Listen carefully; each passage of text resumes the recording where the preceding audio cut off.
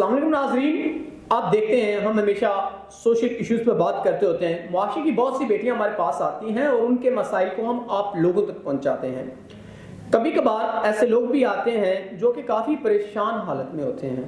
تو آج میرے ساتھ موجود معاشرے کے ایک حافظ قرآن بہن ہیں جنہوں نے بہت مشکلات میں اپنے آپ کو سنبھالا اور ابھی بھی سنبھال رہی ہیں، لیکن قرض والوں نے ان کو ذلیل کر رکھا ہے. تو آئیے اس بہن سے ان کے تمام تر معاملات جانتے ہیں. السلام علیکم. وعلیکم السلام. اچھا بہن، مجھے بتائیے گا کیا مسئلے مسائل ہیں زندگی میں، کیا پریشانیاں ہیں؟ آپ بتا رہی تھی کہ قرض والوں نے آپ کو ناک پہ دم کر رکھا ہے اور بڑی غلیظ باتیں آ کے کرتے ہیں، اس حوالے سے بتائیے گا.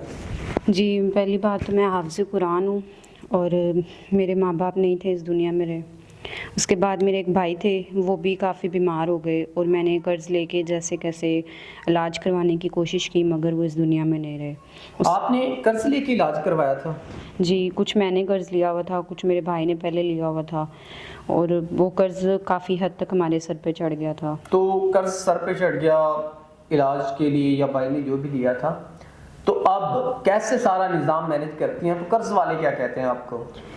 قرض والے بہت ہی غلیظ قسم کی باتیں کرتے ہیں جو میں بتانا مناسب نہیں سمجھ رہی، کیونکہ میں خود حافظ قرآن ہوں. مجھے ایسی باتیں سننے میں بھی بہت عجیب لگتی ہیں اور ویسے بھی اس معاشرے میں اکیلی لڑکی کا رہنا بہت ہی مشکل ہے، چاہے وہ حافظ قرآن ہو یا جیسی بھی لڑکی ہو.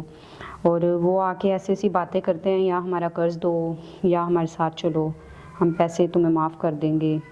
اور میں بتا رہی ہوں کہ وہ باتیں بتا ہی نہیں جا سکتی جو وہ باتیں کرتے ہیں آ کے. ناظرین، بڑی غلیظ اور گھٹیا ناقابل بیان باتیں آ کے ان سے کرتے ہیں، ان سے غلط باتیں کرتے ہیں جو کہ ناقابل برداشت ہیں. تو یہ بہن بڑی مجبور ہو کے، بڑی پریشان ہو کے انہوں نے مجھے سٹوری بتائی کہ میں نے ان کو کہا کہ آپ ہمارے دفتر آئیں، تو آپ کی تمام تر جو کہانی ہے ہم لوگوں تک پہنچائیں گے انشاءاللہ. تو یہ بہن کافی پریشان حالت میں ہے. اچھا بہن، آپ کے جو بھی مسائل ہیں، اگر کوئی ایسا انسان جو آپ کے مسائل کو حل کرتا ہے اور آپ سے نکاح کرتا ہے، تو آپ کا کیا خیال ہے؟ جی، میں بڑی امید سے یہاں پہ آئی ہوں اور میں پورا یقین رکھتی ہوں کہ مجھے کوئی ایسا نیک انسان ملے گا جو مجھ سے نکاح کرے گا، نمازی ہو، نیک ہو، عزت کرنے والا ہو، عزت کرنا جانتا ہو. میں اس شخص کے ساتھ نکاح کرنے کے لیے تیار ہوں.